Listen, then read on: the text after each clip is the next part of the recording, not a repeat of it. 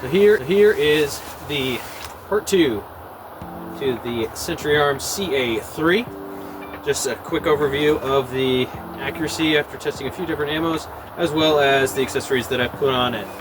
Starting at the front, it's still the same muzzle brake, everything other than the handguard. I've got an AIM Imports M-LOK handguard with some Magpul M-LOK extra grippy, I forget what these are called, but these are the rail slots that are super grippy, good for that, that heavy recoil. This gun is clear.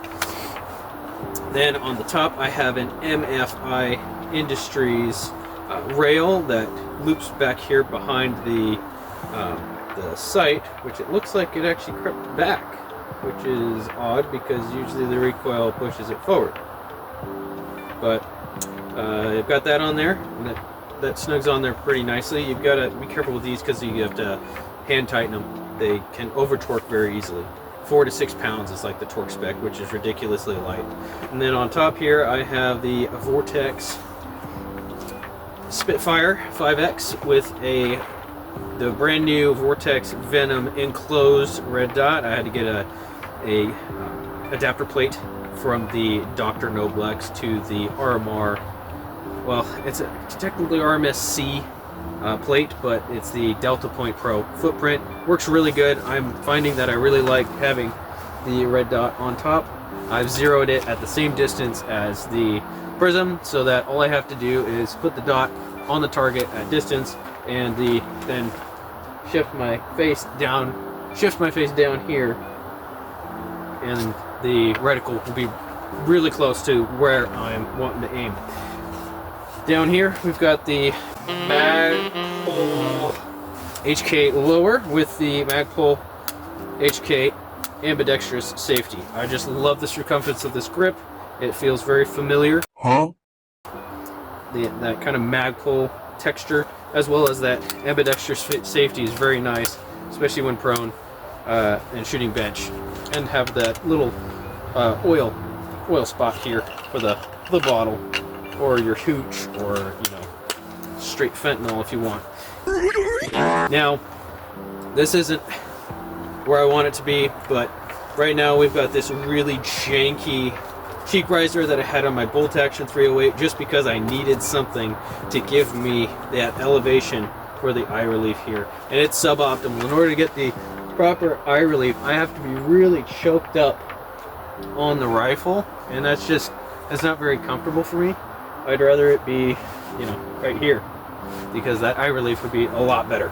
But we're working with what we got here, and I'm trying to be as conservative with my monies as possible, hence the name Wild Garbage for the channel.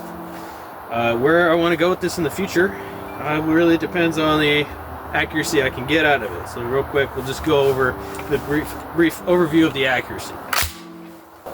Starting off with the PMC Bronze 308, you can see pretty lackluster, very bad.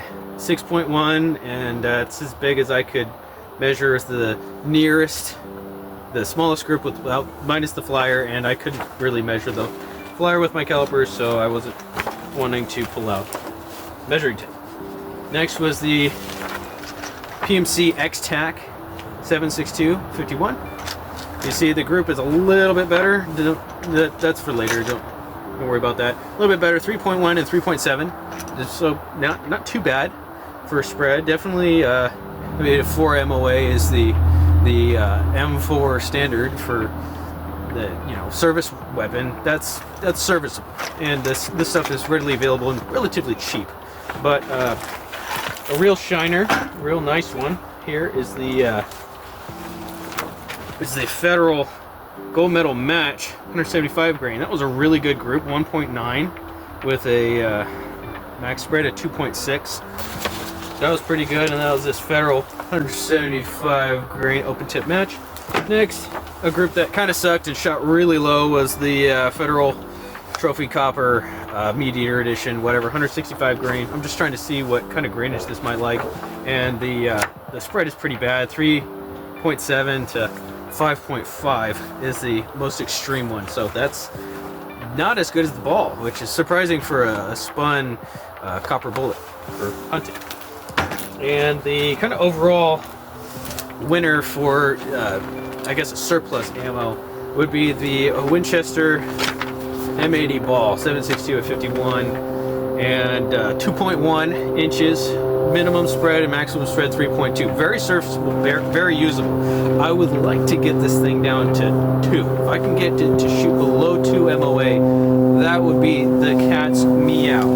But I don't know if I'm going to be able to do that with factory ammunition. Probably going to have to do hand loads. And if I can't get to that, you know, consistent, I want my max spread to be 2 inches maximum if I'm going to be carrying this in any kind of serious capacity for a DMR roll.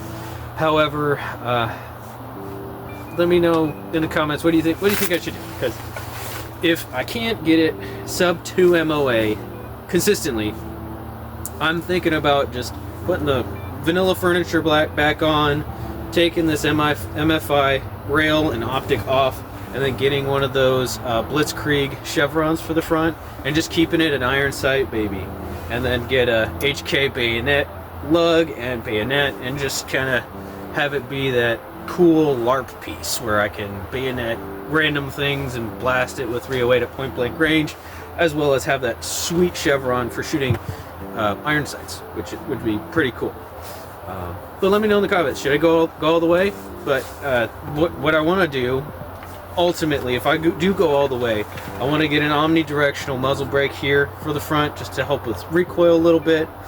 I want to get either BCM, that vertical grip, or the B5 Systems kind of slightly angled vertical grip for here. I think that would match the vibes, and I'd keep this on, as well as a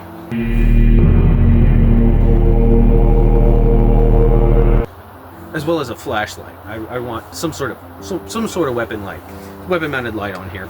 And down here, I really like the grip, and there's not really much what I really want to do is get that Strybog kind of ACR knockoff. That's $175, and then a Picatinny rail slot that replaces the stock here, and have a folding and adjusting rear stock. That would be sweet. I think that would look really cool with a little vertical grip here, flat weapon mounted light, and a side folding ACR stock, so that I can fold it out of the way when I don't need it, just to make it more compact, and I could, you know, shoot it from that configuration, as well as when I'm packing it in and out, or going in and out of a vehicle, it would make it really convenient.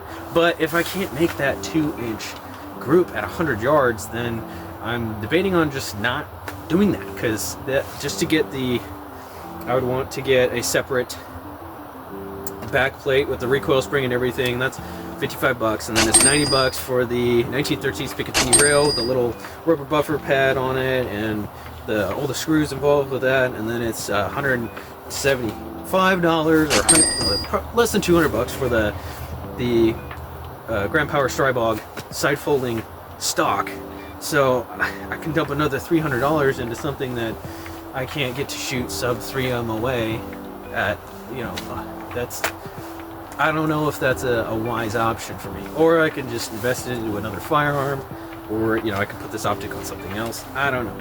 Let me know in the comments what I should do, because my peers always have better advice than wise old sages. Because an old sage would tell me, just take all that shit off, sonny. All you need is iron sights and a bayonet lug. And a bayonet for when you run out of ammo.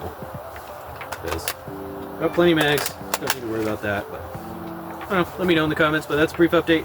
Little part 2 on the Century Arms CA3. So, I mean, I really like it. It's a joy to shoot, and the impulse is quite pleasant. A little jumpy, and especially with my face being so close to the optic here, because the eye relief on the prism's not so great. Shooting from bench, I kind of had to like twist my body over. I was kind of like twisted like this, and then every time I had a bill on, like a baseball cap, and every time it recoiled, it would punch the bill just right. So could help to have the omnidirectional muzzle brake on there, as well as a new recoil spring would probably help that a lot, because this part kit's probably 50 years old. So anyways, little custom custom infilling of the engraving on the lower. Anyway, go have fun. Go buy something expensive. Make irresponsible decisions.